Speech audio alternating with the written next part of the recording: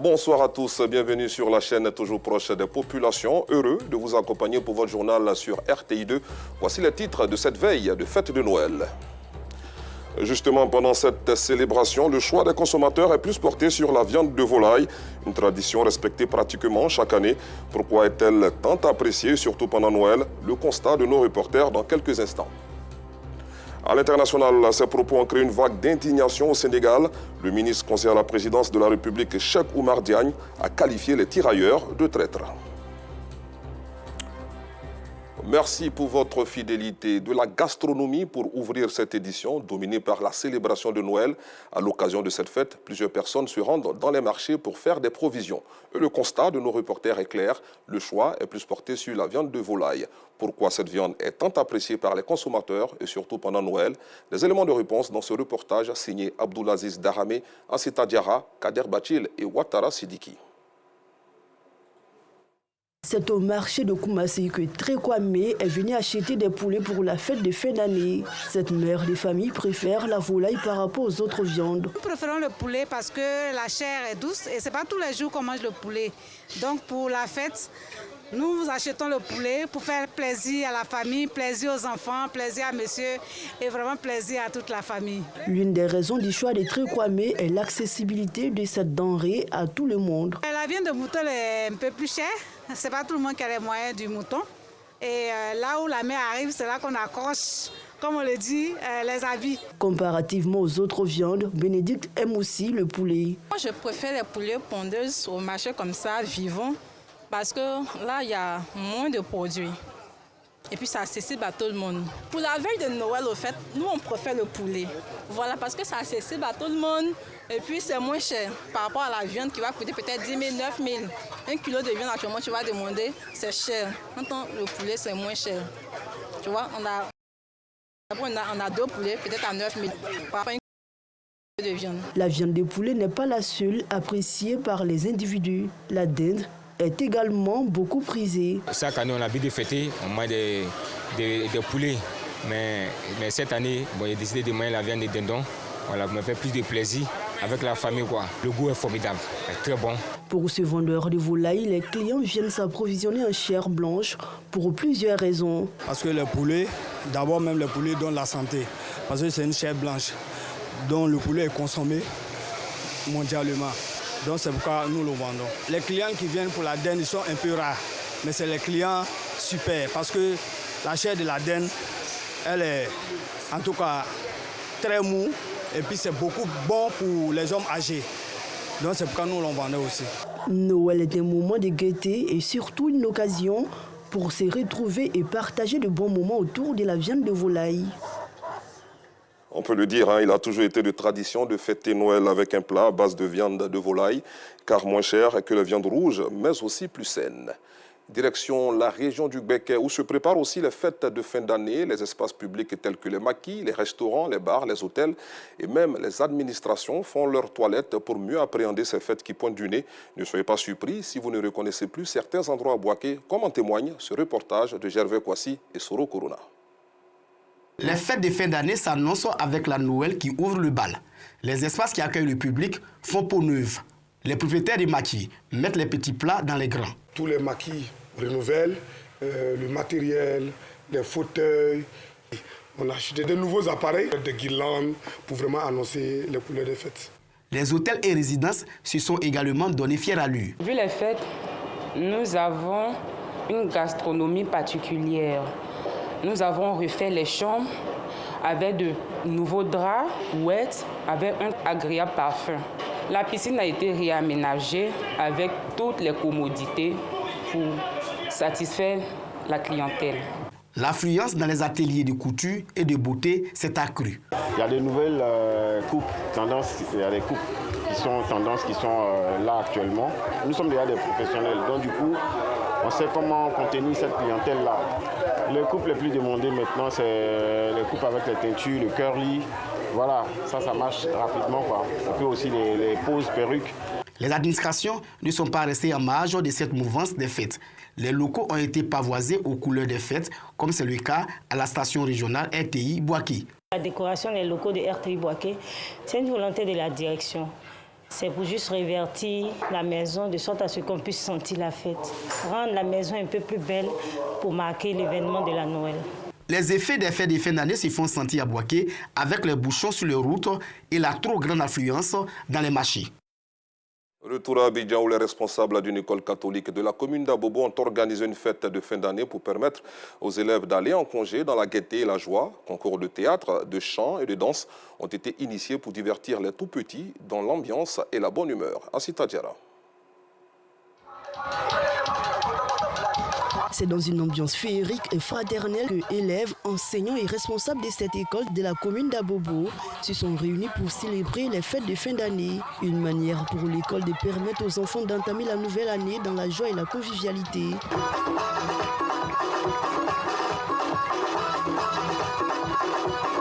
C'est pour s'amuser parce que après la reprise, ça sera le travail. Nous avons été les meilleurs et nous serons toujours les meilleurs. Mais à côté du travail, il y a aussi l'agréable, donc le loisir pour nos enfants. Que Dieu bénisse chacun de nous. Joyeux Noël à tous les parents, joyeux Noël à tous les enfants et à l'ensemble du personnel. Ma vie, j'ai donné à Jésus. Ma vie est scellée en Jésus. Chant, danse et poésie, tous les moyens étaient réunis pour égayer les tout-petits. Je suis heureuse que notre établissement organise une fête de Noël pour que chaque enfant soit joyeux et repart dans la joie. Cette rencontre a été marquée par la prestation de l'artiste préféré des élèves. Et puis la mairie d'Abobo est aux côtés de sa population pour ses fêtes de fin d'année. La première magistrate Kandia Kamara a offert des présents aux différentes couches de sa commune. Outre les cadeaux offerts aux enfants pour Noël, elle a visité le centre hospitalier régional Félix Houphouët-Boigny et la caserne des sapeurs-pompiers. Nous Sangaré. Visite inopinée de Kandia Kamara, maire d'Abobo, au centre hospitalier régional de sa commune, précisément à la maternité et au service de néonatologie. Elle y est allée pour traduire sa solidarité aux nouveau-nés ainsi qu'à leur mère. C'est donc avec des bras chargés de cadeaux que la première magistrate d'Abobo s'y est rendue. Ça fait vraiment plaisir. J'ai reçu le berceau pour mon enfant avec une somme de 50 000 francs. Donc je remercie Madame le maire pour tout ce qu'elle fait pour la population d'Abobo. Chaque année, nous venons ici voir ces enfants qui sont dans des situations délicates. Comme ceux qui sont juste derrière nous, vous avez des enfants prématurés, vous avez des enfants malades. Et heureusement, on a de nouveaux-nés qui viennent de naître, mais qui sont en bonne santé.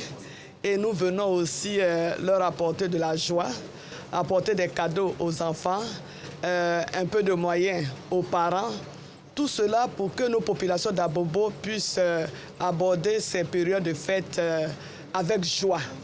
Donc ils aient un peu de moyens pour pouvoir aussi faire la fête. Après le centre régional hospitalier Félix Houphouët-Boigny, la première magistrate d'Abobo a mis le cap sur la cour de la mairie où l'attendaient des centaines d'enfants. Des enfants à qui elle a également remis des présents. Je suis très heureux pour cette table de Noël. Maman Kandia nous a offert un cadeau.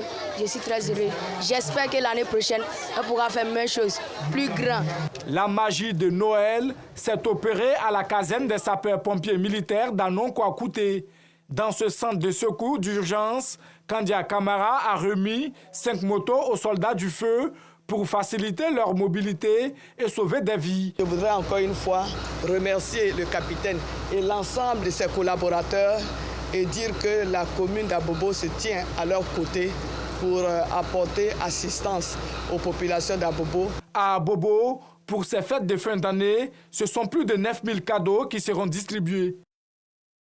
À propos de la nativité, à quelques heures du réveillon, les fidèles chrétiens s'activent de différentes manières pour célébrer la naissance de Jésus-Christ.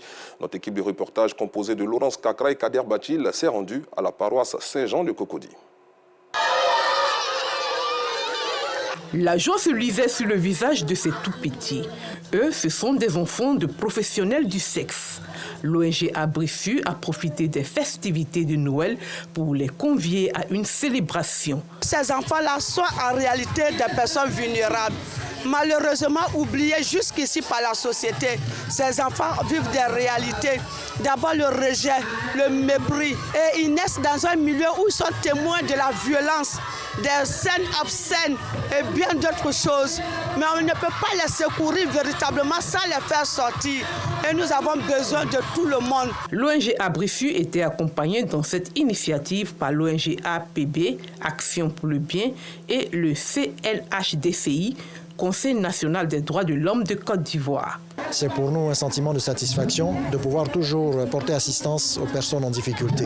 Dans ces moments festifs, nous sommes heureux d'être là aujourd'hui aux côtés de ces enfants à Adjamé, avec cette association qui œuvre aussi aux côtés des enfants en difficulté, des enfants abandonnés. Notre présence ici, c'est pour accompagner ce nouveau partenaire que nous avons dans le cadre de la prise en charge des enfants en difficulté. Parce que les droits de l'homme, c'est aussi les droits de l'enfant. Et quand on est en train de parler de l'enfant, on parle de l'éducation de l'enfant, on parle de l'encadrement de l'enfant, on parle de l'assistance médicale aux enfants. Et cette ONG, dans le cadre de ses activités, apporte ces différentes formes d'assistance-là aux enfants. Plus de 200 enfants, y compris les enfants du quartier Bracody de la commune d'Adjamé, ont reçu des cadeaux. L'ONG Abrifu pour enfants a 1 an d'existence. Rectificatif, il s'agissait plutôt d'une activité organisée par l'ONG Abrissure pour enfants, dont le maire exerce le plus vieux métier du monde. C'était donc ce mardi dans la commune d'Adjamé. Parlons encore solidarité avec la mairie d'Anyama qui a offert des fauteuils roulants, des chaises électriques et des béquilles aux pensionnaires de 5 structures spécialisées de sa circonscription. Ces matériels visent à faciliter la mobilité des enfants en situation de handicap qui vivent dans ces structures spécialisées. Nous, Sangaré. Béquilles, fauteuils roulants, chaises électriques, bref, des matériels offerts aux pensionnaires de 5 structures spécialisées de la commune d'Anyama. Un don pour faciliter la mobilité de ces enfants en situation de handicap. La solidarité, c'est un partage avec ceux qui n'en ont pas. Et aujourd'hui, c'est rare que les enfants en situation de handicap bénéficient des cadeaux de Noël. Et aujourd'hui, elle a manifesté la solidarité de la mairie. Ce don qui intervient à quelques jours de la fête du Nouvel An est une initiative de la mairie d'Anyama. Un don qui a été rendu possible grâce au concours de la première dame Dominique Ouattara. Je voulais changer un peu les choses cette année. Pas qu'on a oublié les autres enfants, mais montrer à ces enfants-là que nous sommes avec eux, nous les aimons.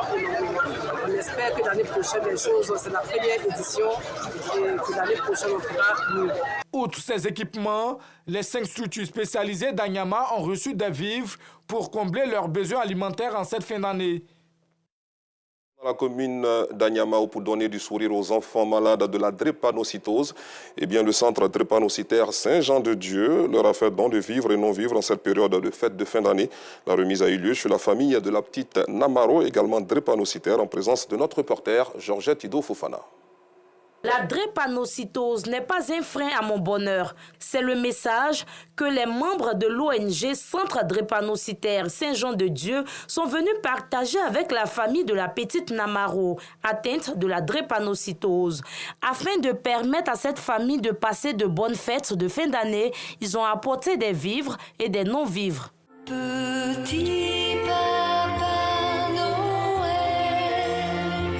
quand tu descendras du ciel, avec des jouets par milliers. Un geste salué à sa juste valeur. Le ONG, là, elle est venue faire cadeau à Namaro. Vraiment, je suis très contente. Maladie, là, c'est pas trop facile. Avant, là, on ne dort pas. Matin à midi, on ne dort pas. Mais maintenant, là, on dort même. On dort. La nuit, la même, Namaro aussi, dort même. La magie de Noël, célébrée avec ses enfants malades, vise à leur donner le sourire et leur permettre d'oublier leur souffrance. On est venu rendre visite à Namaro pour lui rendre un Noël joyeux, pour qu'elle puisse se sentir. Je ne veux pas qu'elle se décourage, je veux qu'elle reste toujours forte, parce que la maladie n'est pas toujours facile. Avec des amis, nous sommes venus vraiment lui dire que la drépanocytose ne doit pas être un frein à son épanouissement. Certes, il y a des crises, mais si elle suit correctement la prise de ses médicaments, tout ira mieux. Donc on est venu juste lui apporter la magie de Noël avec ses petits prises. Créé en 2012, l'ONG Le Centre drépanocytaire Saint-Jean-de-Dieu lutte contre la drépanocytose, maladie héréditaire, et facilite la prise en charge des malades. Depuis la diffusion de notre dossier sur la drépanocytose, les élans de solidarité envers la petite Namaro ne cessent de se manifester. À ce jour, son état de santé s'est amélioré.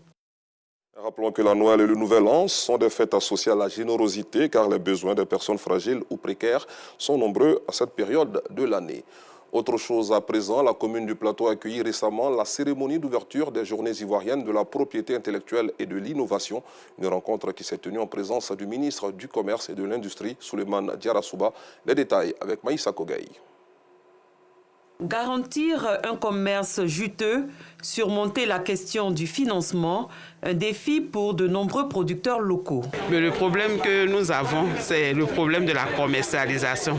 Parce que notre atelier ne sort pas, nous partons à la Ciporès, nous débrouillons. Et puis parce que nous avons des clients, nous avons des commandes, nous le faisons. Nous avons plusieurs producteurs actuels qui proposent exactement de bons produits pour la population. Donc du coup, ça sera vraiment génial pour les différentes autorités de s'accentrer plus ou moins sur déjà les producteurs locaux.